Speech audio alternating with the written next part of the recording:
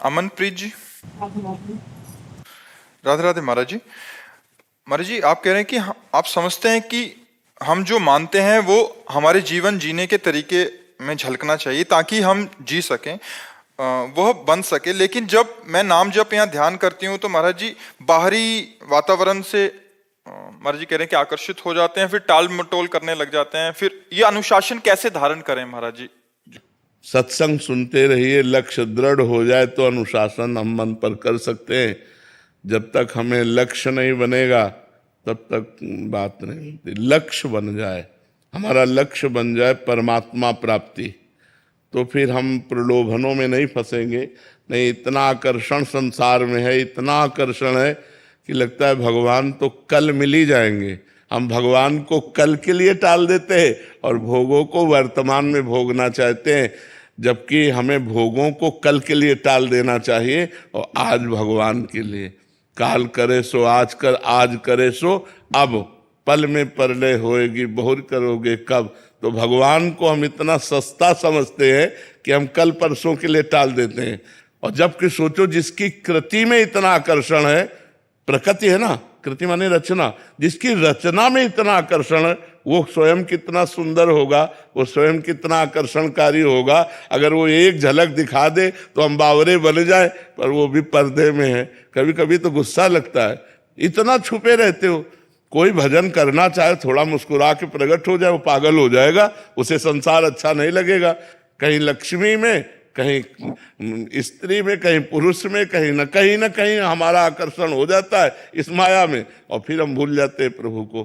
प्रभु कई बार जो है, प्रभु से झगड़ा भी मन करता है कि यार तुम्हारा क्या कुछ घाटा हो जाएगा क्या, भाई कुछ कमी हो जाए तो हो जाए, थोड़ा सा मुस्कुरा दो, थोड़ा सा सामने आ जाओ तो हमारा रास्ता बन जाए कि हम उसी मुस्कुराहट का ध्यान करके जी सके।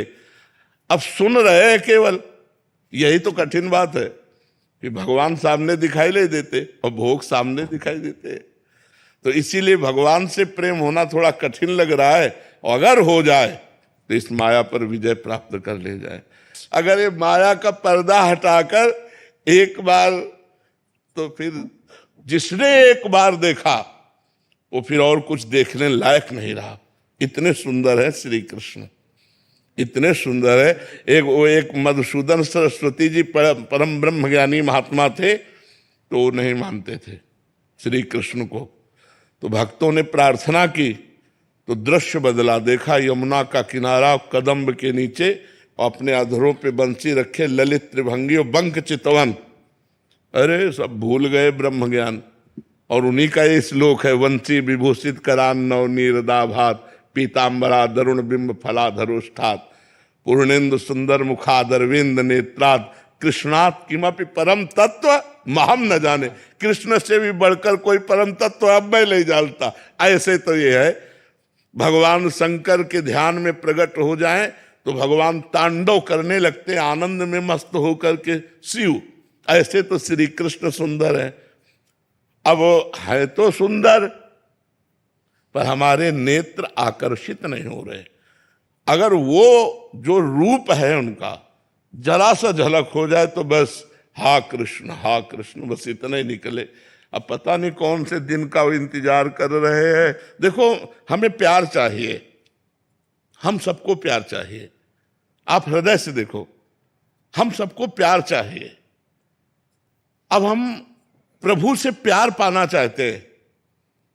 अब वो तो ना हमसे बोल के कह रहे हैं, उधर से उत्तर आ नहीं रहा कि भाई हम आपको प्यार करते हैं, ऐसा कुछ उत्तर आ नहीं रहा। और हम उनकी तरफ चले तो रोड़े और फेंक देंगे।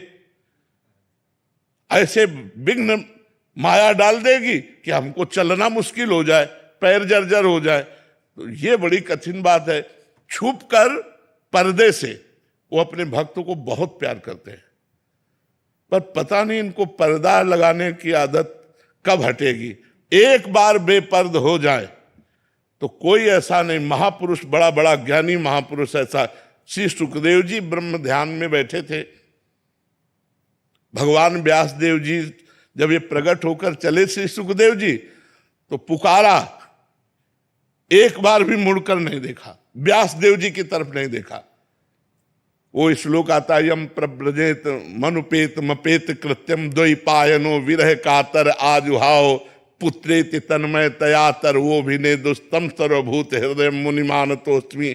हा पुत्र भगवान व्यासदेव जी पुकार रहे, लेकिन सुखदेव जी ने नहीं देखा। अब सोचा कि ऐसे विरक्त परम हंस को श्रीमद् भागवत जरूर यही सच्चे अधिकारी हैं। तो एक श्लोक अपने शिष्यों को रटाया कि जंगल में जाकर गान करना, तुम निर्भय हो जाओगे। बरहा पीडम नटवर बपुः कर्णयो कर्णिकारम बिभ्रद वासा कनक कपिसम वैजयंतीम च मालाम रंध्रान वेणु रधर सुधया पूरयन गोप वृंदय वृंदारण्यम स्वपद रमणम प्राविशद गीत कीर्ति। इसमें भगवान के नटवर बपु श्री कृष्ण रूप का वर्णन। श्री सुखदेव जी सुनते ही, अब वो तो परमहंस थे, तुरंत वो रूप सामने आया, बावरे बन गए। 18,000 श्लोक भागवत के कंठस्थ किए। तो ऐसा रूप श्री कृष्ण का है, हम उनकी आराधना करते हैं, हम उनको अपना स्वामी मानते हैं, जैसे बनता तैसे उनकी तरफ चलना चाहते हैं, पर इतना आकर्षण उनकी रचना का है कि उन तक पहुंच पाना बहुत कठिन है। कोई कामिनी में गिर गया, कोई कंचन में गिर गया, कोई कीर्ति में गिर गया, कोई सिद्धियों में गिर गया, वहां तक और जो पहुंचा सो निहाल हो गया। भगवान थोड़ा हमको मजबूत करना चाहते हैं, इसलिए छुपे हुए हैं, हमारे बीच में ही है, कण कण में है, तो हम में भी है, आप में भी है, सबके भी। तो भगवान का नाम हमारा प्रीतम है। रूप तो हमारी पहुंच के बाहर की बात है, लेकिन यदि हम कृष्ण कृष्ण कृष्ण कृष्ण रटने लगे तो नाम है डोरी और श्री कृष्ण है पतंग। पतंगो यथा त्वाम अनुभ्राम्यमाणा, डोरी हाथ लग जाए तो पतंग जाएगी कहां? खींचो, नजदीक आ जाए, राधा राधा राधा कृष्ण कृष्ण कृष्ण, तो ये नजदीक आ जाए। इसीलिए हम नाम पर जोर देते हैं कि खूब नाम जप करो, जिससे हमारे ऊपर जो काम क्रोध लोभ का प्रभाव पड़ता है, हम उससे बचकर श्री कृष्ण की तरफ, प्रियाजू की तरफ चल पावे। नाम के बिना इस मार्ग में नहीं चला जा सकता।